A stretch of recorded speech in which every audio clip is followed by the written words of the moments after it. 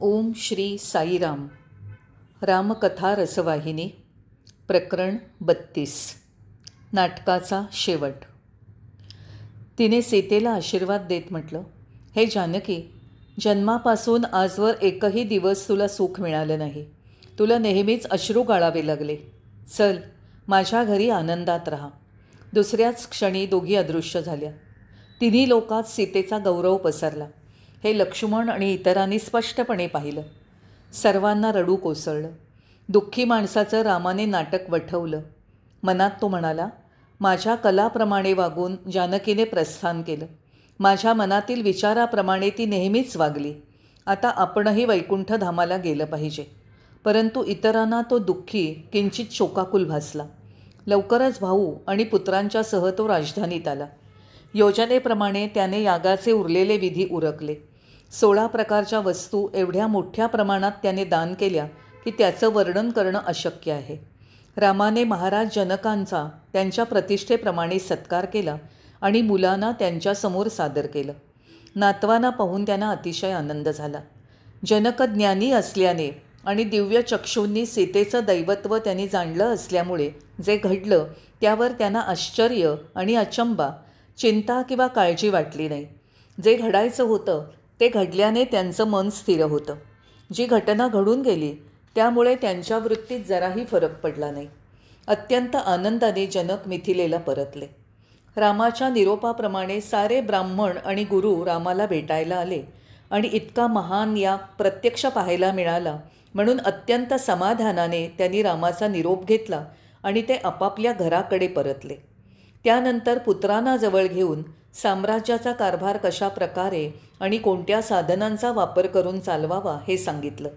नंतर साम्राज्याचे सारे अधिकार त्यांच्या हाती सोपवण्याचा औपचारिक विधी पार पडला.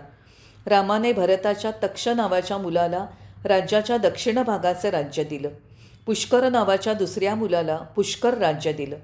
त्या ठिकाणी राज्यावर कब्जा केलेल्या उरलेल्या राक्षसांचा त्यांनी नाश केला आणि ते त्या राज्यात सुस्थिर झाले. चित्रकेतू आणि चित्रांगद ही लक्ष्मणाची 2 मुलं प्रचंड पराक्रमी योद्धे होते. त्यांना पश्चिमेकडील प्रदेश दिला. तेथील राक्षसांचा नाश करून त्यांनी त्या भागावर राज्य केलं. तेथील शहरांना वेगळी नावं देऊन रामाने तेथील राज्याधिकार त्यांच्या हाती दिले आणि ती शहरं त्यांच्या राज्यांच्या राजधान्या बनली. रामाने सर्व मुलांना राज्यकारभार आणि राजनीतीविषयी अत्यंत मौलिक मार्गदर्शन केलं. अयोध्येच्या सिंहासनावर कुशाची स्थापना करून उत्तर विभाग लवाच्या हाती सोपवला, जो अत्यंत समृद्ध प्रदेश होता. लवपूर म्हणजे आधुनिक काळातला लाहोर ही त्याची राजधानी ठरली. रामाने प्रत्येकाला भरपूर गायी, जमिनी, वस्त्र आणि संपत्ती दान केली. एवढं सर्व होत असताना राम आपल्या परमधामाला जाण्याचा विचार करत होता. हे अयोध्येच्या प्रजेला समजल्यावर फार मोठ्या संख्येने ते त्याला सामोरे गेले आणि त्यांनी प्रार्थना ऐकण्याची विनंती केली. रामाने स्वतःबरोबर त्यांनाही धामाला न्यावं अशी त्यांची विनंती होती.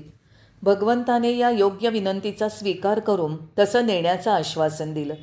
आपल्या राजावरील त्यांची भक्ती, प्रेम आणि समर्पण भाव पाहून राम आनंदित झाला. लक्ष्मण सर्वांच्या अग्रभागी होता. अंगदाला किष्किंधेचं राज्य देऊन सुग्रीव, जांबवान, बिभीषण, नल, नील आणि इतर दैवी अंशाच्या व्यक्ती आणि दैवी कार्याच्या पूर्ततेत भाग घेतलेली लाखोंची वानरसेना त्यावेळेला रामापाशी आली. रामाने त्यांना बोलावलं आणि म्हणाला, बिभीषणा, तू लंकेवर राज्य केलं पाहिजेस. शेवटी तू माझ्याजवळ येशील. त्यांनी त्याला असा आशीर्वाद दिला. नंतर जांबवानाकडे वळून तो म्हणाला, जांबवान, द्वापर युगाच्या अंतापर्यंत पृथ्वी तलावर राहा. तेव्हा कृष्णावतारात तुझं माझ्याशी द्वंद्व होईल तेव्हा तू मला मी आत्ता जसा आहे तसं ओळखशील. त्याला अशा प्रकारे आशीर्वाद दिला. नंतर भरत उजव्या बाजूला आणि शत्रुघ्नाला डाव्या हाताशी घेऊन राम शरयू नदीच्या तीरावर गेला. त्याच्या मागून मंत्रीगण आणि अयोध्येची प्रजा चालू लागली. नदीच्या पाण्यात प्रवेश करताच भरत रामात विलीन झाला. शत्रुघ्नाने पाण्याला स्पर्श केला आणि कमलरूपाने चमकून रामात विलीन झाला. अयोध्येच्या पावनभूमीवर जे येतील आणि शरयू नदीत स्नान करतील ते सारे त्याच्याप्रत पोचू शकतील असा आशीर्वाद भगवंताने दिला. जय साईराम.